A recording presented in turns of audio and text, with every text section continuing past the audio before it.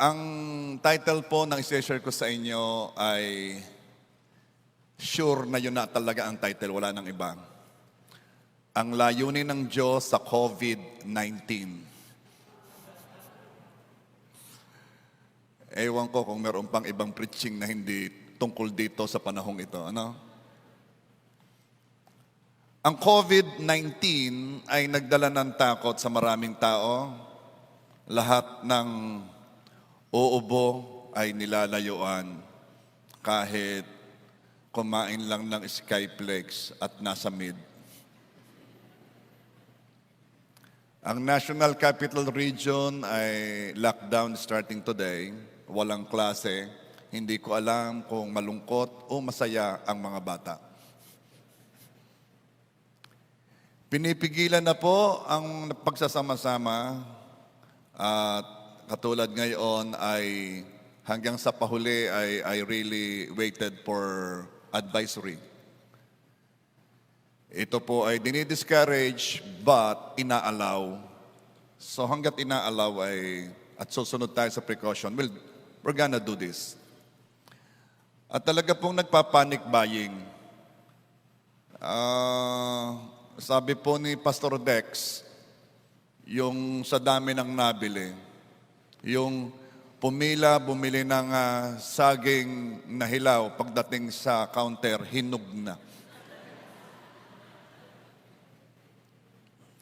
At yun naman daw pong iba ay puro panic, walang buying. At yung iba naman daw po ay relax na relax, hindi nagpapanik hanggang sa nakita ang bill ng kanyang pinamili.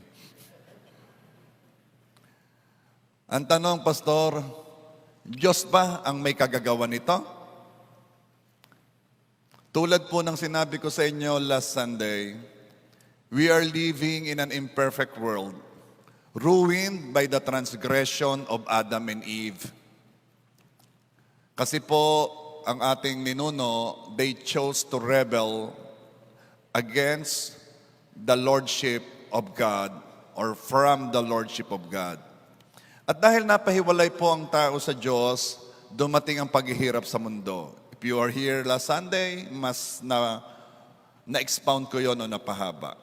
Dumami pa ang kasalanan ng mga tao at dumami rin ang mga resultang paghihirap na naranasan niya. Ako po nagmo-monitor nitong sa COVID simula pa noon. At nasabi po nila ay ang coronavirus 19 na to ay nakita po ito sa pupo ng mga kabag o paniki or bats. At na-infect daw po ang mga tao sa China dahil sa pagkain ng paniki o bats. Pero may dumating din pong mga balita na ito daw pong virus na to seems to be designed by men. Nang sabi nila, nung pinag-aralan nila yung virus, para daw napakahirap na lumabas yung ganong uri o design unless dinesign ng tao. Kaya meron silang theory na ito daw ay weapon of biochemical warfare. At nagkataon na sa Wuhan ay may laboratory ng ganito. Hindi ko sinasabing ganon, sinasabi ko lang ang nabasa ko. Itong aking point. Whatever is the beginning of the COVID, ano man ang pinagsimulan nito, ito man ay nag-mutate o ito man ay design ng tao, ito po ang sigurado, ito ay resulta ng kasalanan pa rin ng tao. Resulta pa rin yan. Hindi po Diyos ang nag-design ng COVID-19, pero ito po ang magandang balita. Isinama po ito ng Diyos, itong sitwasyong ito, para maganap ang layunin niya sa ating lahat. Tulad po ng isinama ng Diyos ang kasalanan ng tao sa kanyang magandang plano. Tingnan po ninyo yung pangyayari ha. Ito po ay nung magkakasama si Jesus at ang mga disipulo, babasahin ko sa inyo yung John 12 verse 21. Jesus was troubled in spirit and testified, Very truly I tell you, one of you is going to betray me. Para bang si Jesus sinababagabog. Ang sabi niya alam nyo, isa sa inyo ay i-betray ako. Sa Tagalog, ang betray ay ipagkakanulo ako. Nagtingin na ng mga disipulo sa isa't isa. Mga tinging, sino bang tinutukoy ni Jesus? Yung bang hindi nag-uusap pero yung mga mata ay nangungusap? Yung bang ganon, yung magkakasama sila? Sa pagkakataong yon, si John the Beloved ay nakahilig kay Jesus. Ang ginawa ni Peter, minustrahan si John kasi siyang malapit Nagmumustrahan si Peter at si John. John, sino? Yung sinasabi. Parang gano'n ang pangyayari dito Binasa ko talaga dahil ang sabi doon ay hindi naman talaga nagsalita Parang nag-usap lang sila ng sila lang. Sabi ni Peter, minustrahan. Sabi, itanong mo kung sino. At sabi ni John, Lord, sino po yung magbibitray sa inyo? Sumagot si Jesus, John 13:26. Jesus answered, it is the one to whom I will give this piece of bread when I have dipped it in the dish. Siya yung bibigyan ko ng tinapay na ito matapos ko itong ipahid dito sa aking pinggan. Kanyang ipinahid yung bread at ibinigay niya kay Judas, the son of Simon Iscariot. Then dipping the piece of bread, he gave it to Judas. And John 13:27, as soon as Judas took the bread, Satan entered into him. So Jesus told him, what you are about to do, do quickly. Ano mang iyong gagawin, gawin mo na. Ano ibig ko sabihin? Napakatindi ng kasalanan ni Judas. Grabe. Sukdulang noong siya ay nagsisi, siya ay nag-suicide na. Ibinenta niya ang Panginoong Jesus for 30 pieces of silver Kasi wala naman nakakakilala sa Panginoong Jesus masyado doon sa huhuli. Kaya noon darating na yung manghuli, sabi ni Judas, yung hahalkan ko, yun ang inyong dadakipin at hinalkan niya si Jesus. Kaya the kiss of Judas, Now, may sinabi si Jesus what you are about to do, do quickly. Yung kasalanan ni Judas, isinama ng Diyos sa kanyang magandang layunin. Hindi ang Diyos ang nagtutulak para magkasala ang tao at umani ng resulta ng kasalanan nito. Pero ito po ang magandang balita. Kahit yung mga pagkakamali ng tao, kapalpakan ng tao, kasalanan ng tao at resulta ng kasalanan niya, isasama yan ng Diyos sa kanyang design upang maganap ang kanyang ultimate na layunin at magandang purpose sa bawat isa. Tignan po ninyo. Ang layunin po ng Diyos, hindi mo agad makikita. Katulad dito sa COVID-19, how can we make sense out of this? Ano ba, Lord, ang layunin nito? Ano bang kahihinatnan nito? Ano bang meaning nito?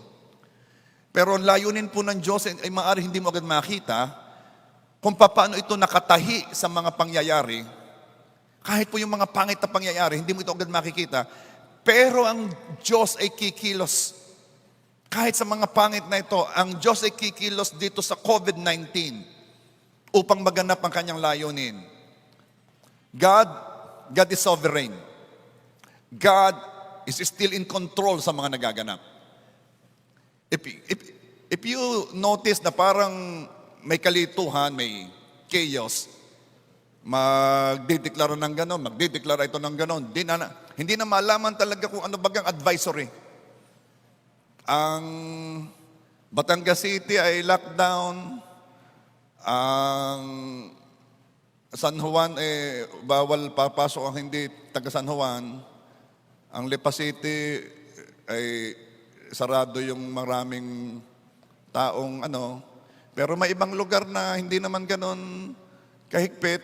Hindi natin talaga malaman because nagmumonitor ako sa mga JA1 dito sa Batangas as the chairman of the towns. Tinatanong ko kung ano bang sabi ng inyong LGU diyan, anong sabi ng mayor nyo. Parang iba't iba, may kalituhan. Wala talagang exact na sinabing gagawin. Lagi, ang sabi po ay, pwede naman daw po, kaya lang po'y maghiwa-hiwalay ganyan. So, dito sa sitwasyong ito, na merong parang chaos, merong hindi talaga malinaw ang mga direktiba, may sasabihin ako sa inyo, God is still in control. Sabi po ng Aklat 17:26, mula sa isa'y nilikha niya lahat ng lahi sa balat ng lupa. Itinakda niya ang kanya-kanyang panahon at hangganan. Diyos pa rin po ang nagtatakda kung hanggang kailan tayo sa mundong ito at kung hanggang saan tayo. Akala ng COVID ay siyang nagtatakda. Ang akala I have a personal knowledge na naging positive sa COVID yung asawa, ngunit yung kanyang asawa ay hindi. Magkatabi, magkasama kumakain. Bakit yung isa positive, yung isa hindi? Kasi po, Diyos pa rin ang nagtatakda ng hangganan.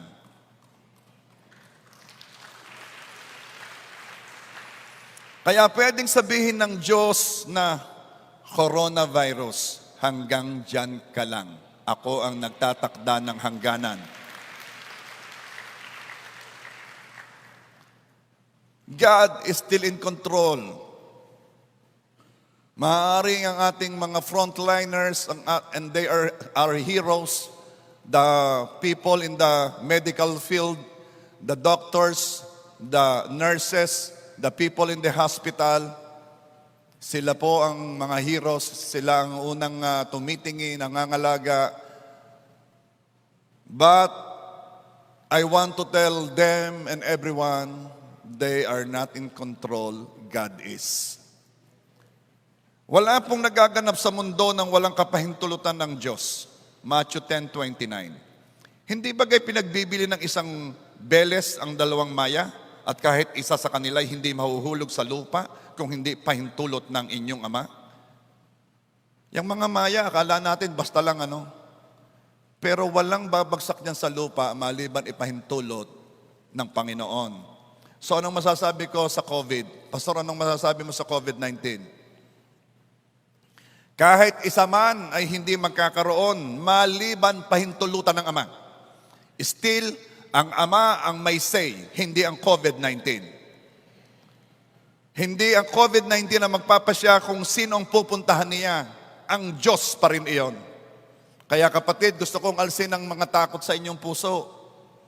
Kaganda ng inawit natin kanina. Talaga namang pagpapaalala ng Diyos na siya'y nasa palibot natin. Alam mo ba nung pinagmamalaki ng Diyos si Job kay Satan? Sabi ni God, nakita mo na ba, did you consider my servant Job? Wala siyang kapare sa lupa. Ayan ay may takot sa Diyos. Yan ay umiiwas o lumalayo sa kasalanan. Anong sabi ni Satan? Kasi may dahilan. At sinabi sa Job 1:10. It's Job 1:10. Hindi ba? Kindly put it in Job 1:10. Ang nakasulat ko yata dyan ni John 1:10, pero it's Job 1:10. Hindi ba at binakuran mo siya at ang kanyang sambahayan at ang lahat na nasa kanya sa bawat dako? Hindi ba't binakuran mo siya at ang kanyang sambahayan at ang lahat na nasa kanya sa bawat dako? Pinagpala mo ang gawa ng kanyang mga kamay at ang kanyang mga pag-aari dumami sa lupain. Sabi ni Satan, kaya naman yan walang takot sa iyo, binakuran mo. May sasabihin ako sa inyo. Lagi mong sasabihin, ako at ang aking sambahayan ay binakuran ng Diyos. Sabihin mo ngayon, ako at ang aking sambahayan ay binakuran ng Diyos. Yan ang ginawa ng Diyos kay Job na kahit si Satan ay walang magawa. Kahit si COVID-19 walang magawa. Kaya idideklara mo, Sabihin mo ang pangako ng Diyos na ikaw ay protected.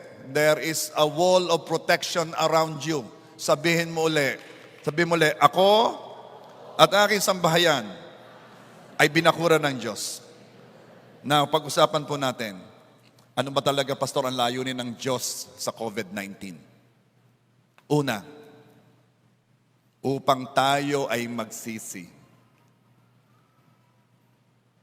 Upang ayusin natin ang ating buhay, itama ang ating mga lakad. Meron akong babasahin sa inyo, ha? Lucas 13, verse 1 to 5. Nang panahong iyon, mayroong ilan na naroon na nagsabi sa kanya tungkol sa mga taga-Galilea na ang dugo ng mga iyon ay inihalo ni Pilato sa mga alay nila. Alam mo itong si Pilato, ito'y bad Alam mo yung mga nagwa-worship sa temple, pinagpapatay niya at yung dugo inihalo sa kanyang sacrifice. Verse 2. At sinabi niya sa kanila, si Jesus ang nagsasalita, akala ba ninyo ng mga taga-Galileang iyon na higit na makasalanan kaysa lahat ng taga-Galilea dahil sila'y nagdusa ng gayon? Kasi usually, ang mga tao, kapag may nakikitang may nangyaring masama doon, ang iniisip agad, ano kayang kasalanan ng mga yun at pinaparusahan ng Diyos? Okay? Tingnan natin kung ano sabi ng Panginoong Yesus. Baka iniisip ninyo na higit na makasalanan kaysa lahat ng taga-Galilea dahil sila'y nagdudusa ng gayon? Verse 3. Sinasabi ko sa inyo, hindi. Subalit malibang kayo'y magsisi, mapapahamak din kayong lahat tulad nila.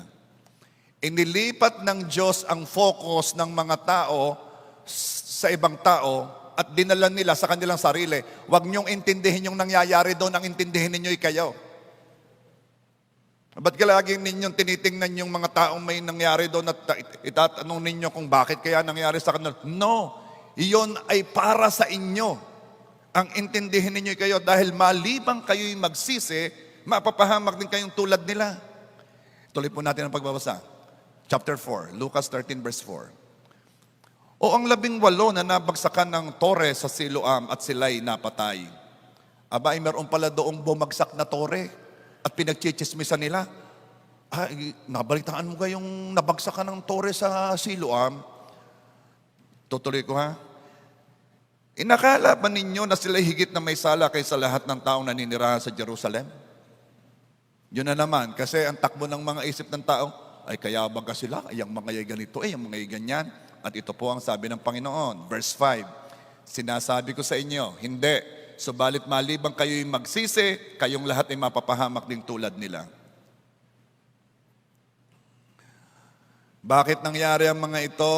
Parang, bakit sa China? Bakit sa Iran? Bakit sa Italy? Siguro, ang dami dong mga unrighteousness na nangyayari. Sumagot si Jesus, sa palagay ba ninyo ay mas masama ang mga tao ngayon kaysa sa ibang bansa kaya nangyari yon? Hindi. Pero kung hindi ninyo yon kukuhanin para sa inyo at hindi kayo itutulak nito para magsisi, kayo man ay mapapahamak. Inilipat ni Jesus ang focus from others to them.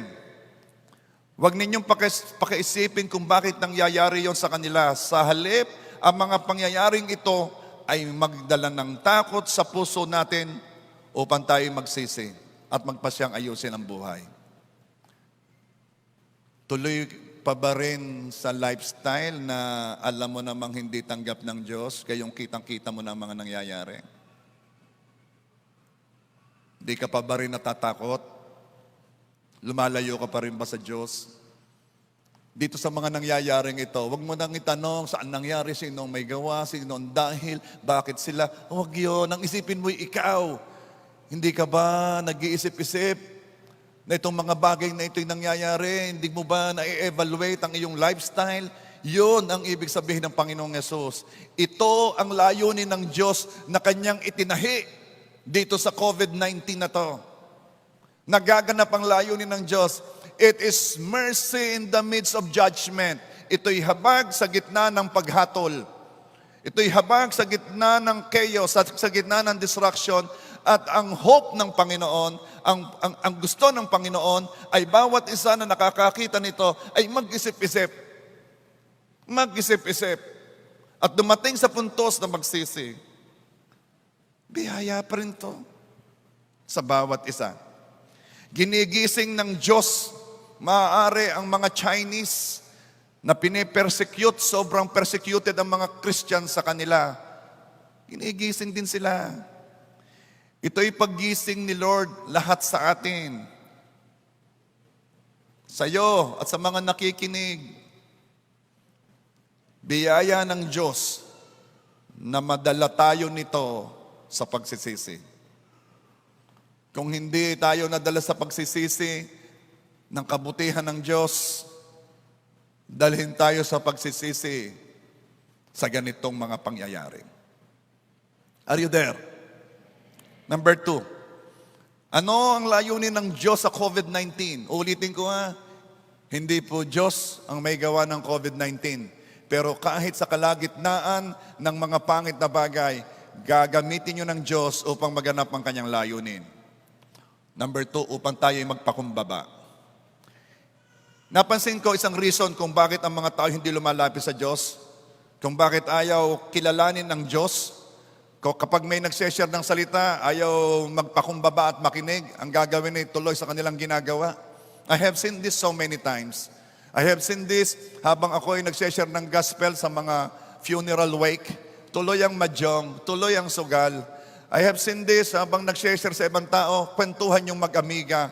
Wala. Alam mo kung bakit? Sila ganon. Ang yayabang Ito'y panahon na para ang mga tao ay magpakumbaba at aminin na ang kanilang kapangyarihan, ang kanilang lakas ng katawan, maging ang kanilang runong o maging ang kanilang rason ay hindi sapat. Sige, gamitin mong rason mo sa kalagitnaan itong COVID-19 na ito. Gamitin mo ang iyong runong sa kalagitnaan ng COVID-19 ito. Gamitin mo ang iyong kapangyarihan sa kalagitnaan ng COVID-19 na ito. Bakit po? Dahil dito sa COVID-19, ipinakita ng Diyos ang kahinaan ng tao. Kahit ikay makapangyarihang tao, mag-sexual quarantine kapag na-expose sa isang taong nag-positive. Kaya ang ating gobernador, and this is a common knowledge, maging ang ating gobernador ay nag-self-quarantine. Mga makapangyarihang tao, maging si Senador, I think, Gatchalian, nag-self-quarantine. Kahit anong kapangyarihan mo, magpapakumbaba ka at makikita mo, wala palang magagawa ang aking kapangyarihan, ang aking runong, ang aking power, ang aking rason. Si Tom Hanks, isang sikat na artista sa Hollywood, ang kanyang asawang si Rita Wilson, they were tested positive. Si Sophie Trudeau, ang Prime Minister ang asawa ng Prime Minister ng Canada was found positive. Liit na virus, sapat na para maipakita sa tao na kailangan niya ng kapangyarihang higit sa kayang ibigay ng science. Ang mga atheist na ipinagmamalaki science. Liit na virus, sapat para makita ng tao ng hindi sapat ang dunong na ibinibigay ng medicine ng doctors. Kahit ang mga doctors, hindi sapat ang kapangyarihang kayang ibigay ng pera. Kapatid, inilalagay ng Diyos ang kanyang layunin dito sa COVID-19 upang tayo'y magpakumbaba at unawain ang ating mortality. Lahat ay mamamatay. Kahit yung Christian na whistleblower sa China na nag-expose ng pagko-cover up ng China sa COVID-19 ay namatay sa virus. Kaya anong aking puntos at maging sa mga nanonood sa live stream, ito'y panahon para tayo magpakumbaba. Huwag tayong kumilos as if we are going to live forever. Huwag mo laging isipin meron kang panahon pa. Huwag mo laging isipin na you have the luxury of time. Ito'y panahon na magbalik loob sa Panginoon. Panahon na magpakumbaba. At for once in your life, aminin mo ng iyong rason na lagi mo nang siyang ibinibigay sa mga naghahayag ng salita ay hindi sapat upang ikaw ay iligtas. Ang medicine, ang science na talagang pinanghawakan ng mga taong nagrurunong-runungan ay hindi sapat. And let's realize kung ano ang mahalaga. Ang mahalaga is to live our life for Jesus, who promised us life eternal, who promised us life together with Him. COVID-19 makes us humble and depend on God. Ano pa ang layunin ng Diyos sa COVID-19? Upang maunawaan natin ang mga dapat pasalamatan. Ito'y malimit tayo nagpapasalamat dito eh. And most of the time, sasabihin ko sa inyo, pasalamatan ninyo ang mga bagay na binigay ng Diyos sa inyo. Until I found out, napakarami natin hindi pinapasalamatan pa. Ang mga bagay noon na kayang-kaya natin gawin, na hindi na natin magawa ngayon. Dahil sa social distance, na-appreciate natin ngayon ang life group. Bakit? Ngayon, hindi ko muna pinapayagan ang pagla-life group ng dikit-dikit. Actually, after this, I will order you to go home straight. Wala na munang kwento-kwentuhan. Walang mano, walang beso-beso, walang kamayan, walang hampasan ng baraso. Ay, wala. Things na pangkaraniwan natin ginagawa noon at hindi natin pinagpapasalamat sa Diyos. Ngayon na-realize natin, noong nawala sa atin, yung palang mga bagay na yon, dapat kong ipagpasalamat. Nalalaman lang natin kapag hindi na natin magawa. Noon ay sino ang nagpapasalamat kasi nahahawakan niya ang kanyang muka. Anong sabi ngayon ng mga doctors? Laging mag-alcohol, magsabon ng kamay at huwag nahahawak sa muka. Noon, sino ang nagpasalamat kasi nakipag-shake hands siya? Hi, salamat Panginoon, nakipag-shake hands ako. Hindi natin nare-realize yung mga bagay na ginagawa natin noon. Hindi natin naunawaan na everything we do with freedom ay dapat nating ipagpasalamat. Mga bagay noon na baliwala lang kung ating ginagawa pero ngayon ay nagdadalawang isip na tayong gawin. Sino nagpapasalamat noon? Dahil nakakapag-mall siya ng walang face mask. Sino nakakapagpasalamat noon dahil nakakakain siya sa mang-inasal kahit siksikan? Sino nakakapagpasalamat noon kasi kapag may taong humatsing sa tabi mo ay hindi ka takot? Walang nagpapasalamat. Merong humatsing, Lord, salamat po't may humatsing at okay lang. Wala. Ngayon, nare-realize natin na everything, tama ang sabi ng Diyos, everything that we do, everything, ipagpasalamat natin sa Panginoon because hinayaan lang niya yon. Sino nagpapasalamat noon kasi nakakapanood siya ng PBA? Wala.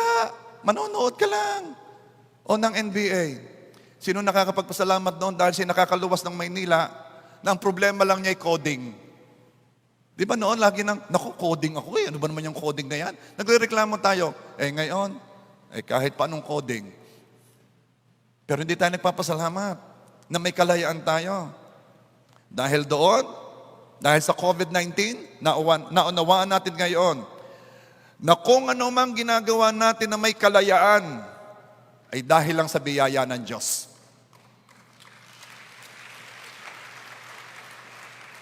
Na ang ating way of life is God's blessing. Ilang beses sumubok si pastorang mag-grocery, hindi niya kayanin ang haba ng pila. Sabi naman niya, ako naman hindi nagpapanik buying, bibili lang naman talaga ng panggamit.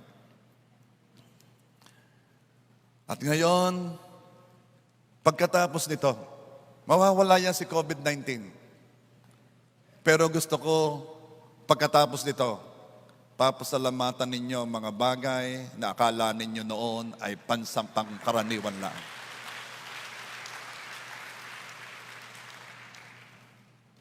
Number 4, anong layunin ng Diyos sa COVID-19?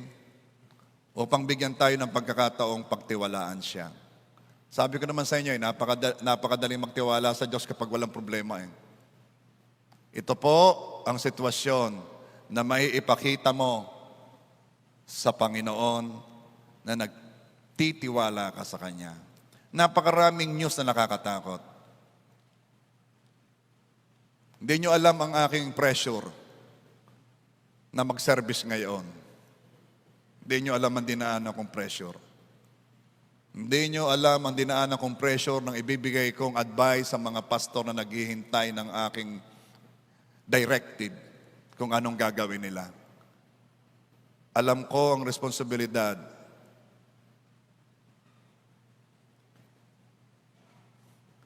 Napakaraming news na nakakatakot. Pero ito ang pagkakataon para sabihin nyo sa Panginoon, Panginoon, nagtitiwala ako sa iyo. Hindi naman ako blind na basta na lang at puro pananampalataya. Hindi naman ganon. That's why we made precautions. Kaya lahat, mag-alcohol doon, maghugas ng kamay, iligo na kung gusto nyo. May precaution tayo. Sinabihan kayong walang kakamay, di ba? Walang mamano, di ba? At mamaya, meron tayong way kung paano ang ating gagawin. Ito po ang gusto kong sabihin sa inyo. Mabuti ang ating Diyos at Siya ang nakaupo sa trono. Psalms 103 verse 19. Itinatag ng Panginoon ang kanyang luklukan sa mga langit at ang kanyang kaharian ay nagpupuno sa lahat. Itinatag ng Panginoon ang kanyang luklukan sa langit, ang kanyang trono sa langit, ang kanyang trono, itinatag ng Panginoon. Anong ibig ko sabihin? Tayo po, ang mga tao po, merong silang kalayaang suwayin ng Diyos. At kumilos ng napakayabang as if they own their lives. Sige, ito ang gawin nyo, itong magbisyo tayo, ganyan. Malayang suwayin ng Diyos, pero may sasabihin ako sa inyo, it's just for a short time. Bakit? Kasi hindi sila ang nakaupo sa trono. Yung mga demonyo, ay kumikilo sa mundong ito. Ang tindi ng demonyo, alam mo, in one COVID-19, he was able to stop church worship. Pero may sasabihin ako sa demonyo at kay Satanas. Maaaring siya'y kumikilo sa mundong ito. Pero yun ay pansamantala lang. Bakit? Kasi hindi siya ang nakaupo sa trono. Hindi siya ang naghahari.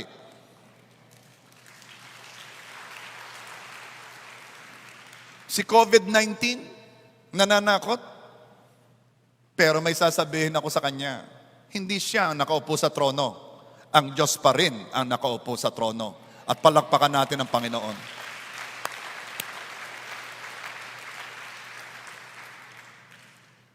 Si Job, siya po'y mayamang tao. Meron po siyang 7,000 tupa, 3,000 kamelyo, 1,000 baka, 500 asno or donkey. Meron siyang malaking pamilya. In one day, nawala lahat yon. In one day, nawala lahat yon. Bakit po? Kasi binigyan lang ng permiso ng Diyos si Satanas upang matouch si Job. Ibig sabihin, without God's permission, hindi mangyayari yon. Dahil ang Diyos ang nakaupo sa trono. May babasahin ako sa inyo, Job 1:12. At sinabi ng Panginoon kay Satanas, narito, lahat niyang tinatangkilik ay nanga sa iyong kapangyarihan. Siya lamang ang huwag mong pagbuhatan ng iyong kamay. Sa gayoy lumabas si Satanas na mula sa harapan ng Panginoon. Babasahin ko ulit yung isa, Job 2 verse 6. At ang Panginoon ay nagsabi kay Satanas, narito, siya'y nasa iyong kamay, ingatan mo lamang ang kanyang buhay. Maaring may hinayaan ng Diyos. Maaring hinayaan ng Diyos ang COVID-19. Pero remember this, hindi siya Diyos. ang COVID-19 ay hindi Diyos. Diyos pa rin ang magsasabi sa COVID-19 kung hanggang kailan siya, kung ano ang pwede niyang gawin. And this I declare, dahil ang COVID-19 ay may hangganan, ito'y matatapos at matatapos agad. Bakit? Dahil hindi siya Diyos. Lahat na hindi Diyos, nawawala. Ang Diyos lang ang nananatili.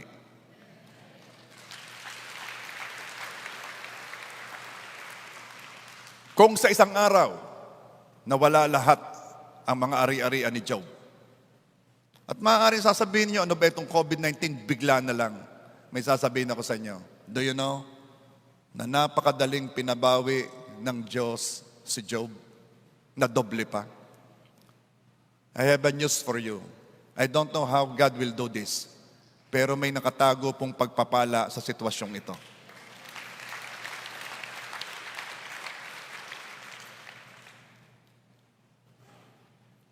Sa mga may mahal sa buhay na kung kayo nasa live stream at may mga mahal sa buhay kayong nag-positive sa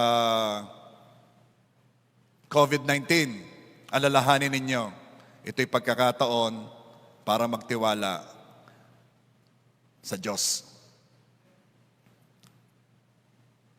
O kung ikaw namang nanonood, ay ikay nag-aalala, marami kang iniisip, natatakot ka, ito'y pagkakataon para magtiwala sa Diyos. Walang pagkakataong hihigit pa dito. This is the time to show yourself and to show God na ikinagtitiwala sa Kanya. Smile. Be happy. Huwag mong hayaan, dalhin ka ng mood, ng spirit na kumikilos ngayon, na ang gusto'y takutin, gusto ay i-discourage ang mga tao. Huwag mong hayaang ikaw ay ma-influence ng spirit na yon. Stand up. Do what you have to do. Mag-ayos ka. Maligo ka. Do kung anong dati mong ginagawa ayon sa ibinigay ng pamahalaang permiso. At pasalamatan mo ang Diyos na nagagawa mo yon. Bakit? Remember, si Jesus ang Diyos, hindi si COVID-19.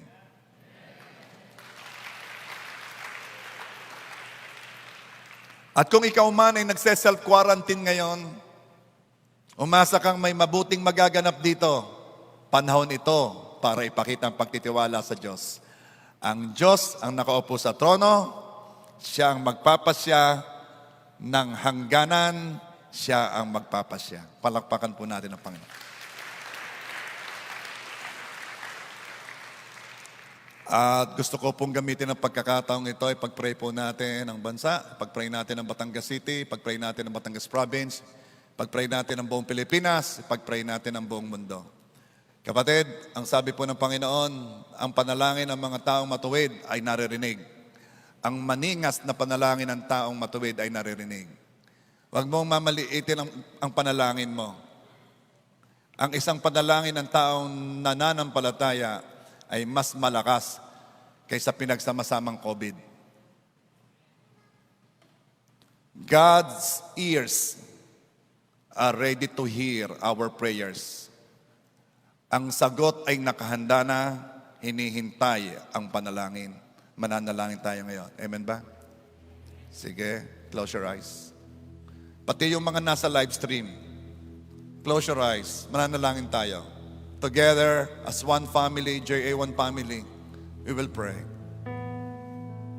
Father God, kami po lumalapit sa inyo sa ngalan ng Panginoong Jesus. Nagpapasalamat sa mga bagay. Humihingi muna kami ng tawad, Panginoon, at nagsisisi sa aming mga pamumuhay noon na akala mo ay walang katapusan ng aming buhay, hindi namin naiisip ang mga mali naming lifestyle. Patawad, Panginoon.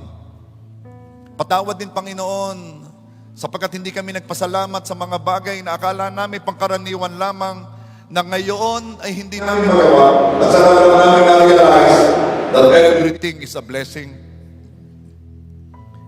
Panginoon, kami humihingi rin ng tawad kung kami hindi marunong magtiwala sa iyo. At hinahayaan namin ng takot ang siyang manguna. Humihingi kami ng tawad kung inaakala naming si COVID-19 ang nakaupo sa trono at hindi ikaw. Patawad, Panginoon. Ngayon, Lord God, o Banal na Espiritu, samahan mo kami sa aming pananalangin sa iyo. O Ama, inihiling po namin na tapusin na po ninyo ang virus na ito, ang COVID-19. At ikaw, COVID-19, meron akong sasabihin sa iyo. Ibinigay ng Diyos sa amin ang kapangyarihan upang magtali at magkalag. Ngayon, we bind you, COVID-19. We bind you by the blood of Jesus. And we command you to die. Hindi na kita binibigyan ng pagkakataong mabuhay pa ng ilang araw sa air, sa surfaces, sa katawan. I command you to die. Lord, nung po kayo'y dumaan at nakita po ninyo ang fig tree na hindi namumunga, ang sinabi po ninyo, simula ngayon, wala nang makikinabang sa iyo. COVID-19, simula ngayon, patay ka na.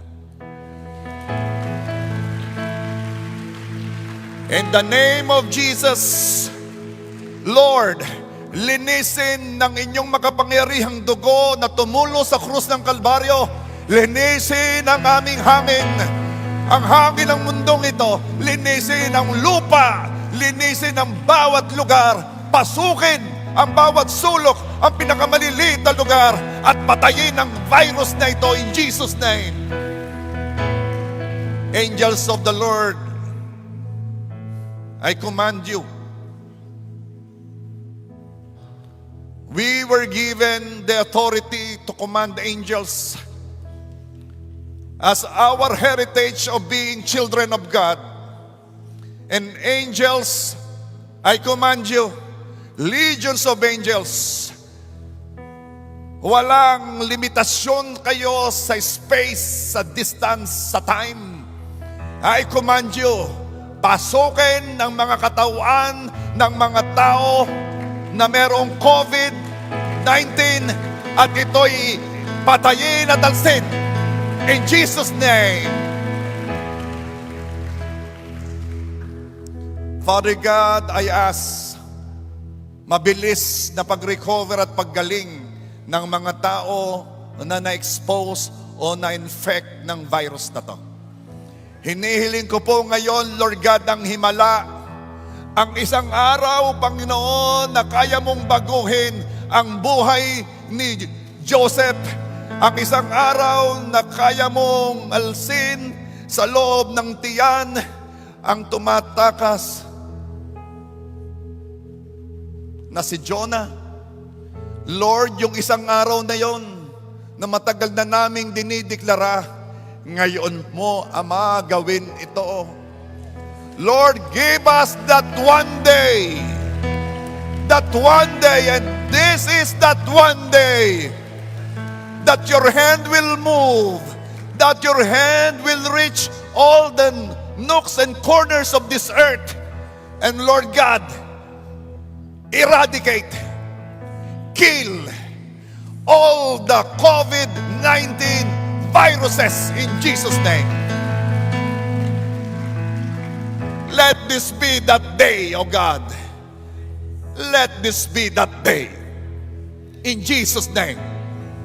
Kung papaano biglang lumabas, Lord, ganon din, biglang nawala. Lord, we come to you with the confidence of a son of God. Anak mo kami, Panginoon, kaya kami ay merong confidence na lumalapit sa trono. Ikaw ang nakaupo sa trono, Ama. Ikaw ang nakaupo sa trono at kami lumalapit sa iyo bilang iyong mga anak. Malakas ang loob na hinihingi, Panginoon, we intercede for this earth. We intercede for Iran. We intercede for Italy, for China, for Europe, for America, for the Philippines, for Hong Kong, for Singapore, for Macau. We intercede for all the nations. Lord, kahabagan mo ang iyong mga bansa. Kahabagan mo. Thank you for that one day. Thank you for that one day of miracle. And today is that one day. Lord, kami ay mas pinipiling magtiwala sa iyo. Nagtitiwala kami sa iyo, Panginoon. Hindi kami nagtitiwala sa science. Even how good the scientists are. Hindi kami nagtitiwala sa medicine. Even how good the doctors are. Kami nagtitiwala sa iyo. Because Lord, ikaw ang may lalang sa aming lahat.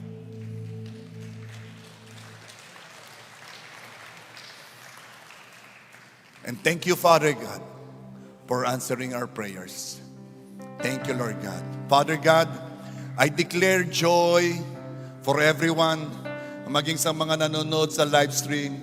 I declare joy sa JA1 Church, sa JA1 Rosario, and all the churches that are nanonood ngayon. I declare joy. I declare hope.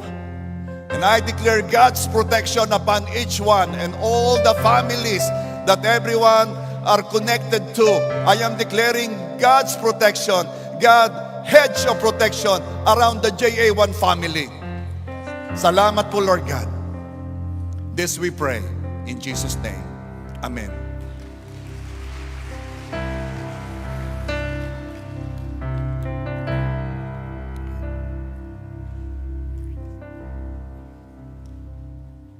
Okay? May sasabihin po, Sir.